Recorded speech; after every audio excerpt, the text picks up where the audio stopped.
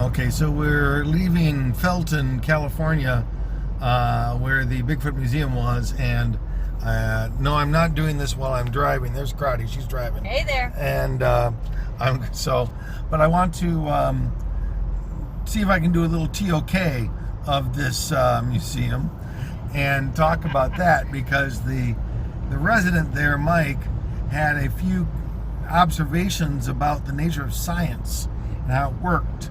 And I think it was kind of interesting to share some of his observations with you. One of the things he said was that, because I asked him, why haven't there been so many sightings, or at least seemingly sightings, in the last, 10 years or so? It seems like they've dried up. He suggested that this was a sampling problem based upon the fact that volunteers are the only ones who are collecting evidence of this. No professionals will engage themselves and risk their careers doing Bigfoot research, which means that if volunteers run out, then your sampling size drops off. Interesting, and it makes some sense that if there aren't scientists to do the measurement, then the knowledge doesn't exist. If there aren't people to do the measurements and the data collection, then you don't have samples that you can draw conclusions from. So the lack of evidence doesn't mean that Bigfoot's not there. It's that there legitimately aren't people looking, or at least counting. The other side of this, which I thought was interesting, was he also suggested that in the last 10 years, you've seen lots and lots of cable TV series hunting Bigfoot, finding Bigfoot, killing Bigfoot, these sorts of videos and shows. Les Stroud's Survivor Man 1, all these are out there now, and they're dominating the data collection and discussion of Bigfoot.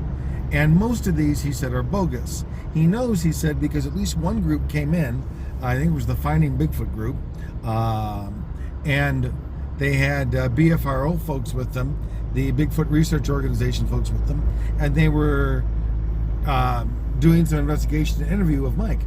And the producer of the show, he said, suggested to him that they actually didn't want to find Bigfoot. Their goal was to do a TV show that did not find Bigfoot ever, because if they did, then the show would be over.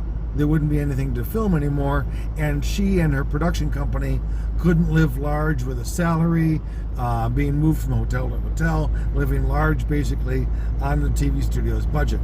And so there's a financial incentive for them to continue the show, and the show continues if there's no conclusion found. In this case, it's a really interesting idea that if you farm out science, or you farm out research to people who have a profit motive, then the knowledge that we maintain, or that we gain, is somehow delegitimized as well. So there's a couple of quick thoughts right there. So here's a ToK part 2, more of these ideas that I had with the conversation with Mike at the Bigfoot Museum. One was that we talked about slightly the difference between skepticism and prejudice, and he's going to add a third term to this. But skepticism, of course, I argued that, or suggested that there's nothing wrong with that, to go into an inquiry with some degree of critical eye or critical judgment, to be able to challenge an idea, to test its veracity, its truthfulness, its verity, based upon logic, reason, emotional response, likely commonsensical sorts of considerations. And I think that kind of approach to knowledge is always fair and healthy, as opposed to gullibility or naivete. You don't want to accept something without question. But there's a difference between that and how he described a molecular biologist who came in, who was outrightly prejudiced. And this guy came in already claiming that he had decided everything in the museum was worthless, and then said, "So convince me." And so if you've got someone who comes in automatically dismissing, automatically judging, or prejudging in this case, then that is a dismissal of knowledge.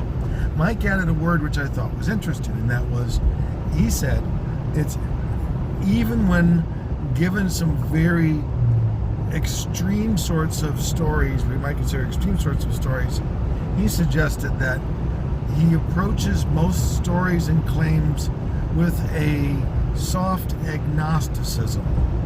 And the agnostic literally means I don't know. The Gnostic Gospels are those of knowledge. Agnostic meaning I don't know. And so the agnostic is someone who does not claim knowledge or the lack of knowledge or non-knowledge, but the absence of. Which means that at some level you're open-minded. You're willing to ask questions and accept ideas in order to see if they meet the knowledge standards that you have, whether that's justified true belief, like we've talked about in some cases in ToK. Is it justified to believe it? Is it true? Does it really happen? And is it something you believe in? That's the last part where agnosticism leaves out the belief system till the other two pieces are in place. Or if knowledge is a map, agnosticism leaves yourself open to different paths to discovering what you might consider knowledge. So it was an interesting definition discussion between those three terms: prejudice and skepticism and agnosticism. So what does all this mean in terms of whether Bigfoot exists or not? Not much. It's a different question. There are two questions at work here. The first order question is, does Bigfoot exist? Which is the one that everyone wants to know, of course. But the second order question is the one ToK is asking. And that is, on what basis should we decide whether Bigfoot exists? And that's what's at stake here, is to try to figure out, do we trust eyewitness reporting? Mike, for instance, says that he saw Bigfoot, but it was a repressed memory when he was 4. Is that sufficient evidence? He showed us a book about the primal Eve, the new genetic research that's being done, and suggested that we can prove Bigfoot through genetic science alone. We don't even need a body if we can demonstrate that there are family trees that will necessarily operate in a particular way. So the question that ToK is always going to ask is, on what basis do we know? To what extent can we be certain?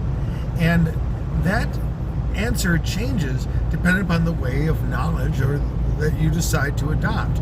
If you're going to go with your gut response or emotional, sort of instinctual response, what does that feel like to you? Is it your gut response that, yeah, it feels like it should be that? Is that sufficient reason? Do you need scientific data? And as we've already suggested in the first part of this video, can you trust these scientific data that's offered or not offered, as the case may be? Do you go with eyewitness accounts? Do you take it on faith in your belief system alone that it's going to exist?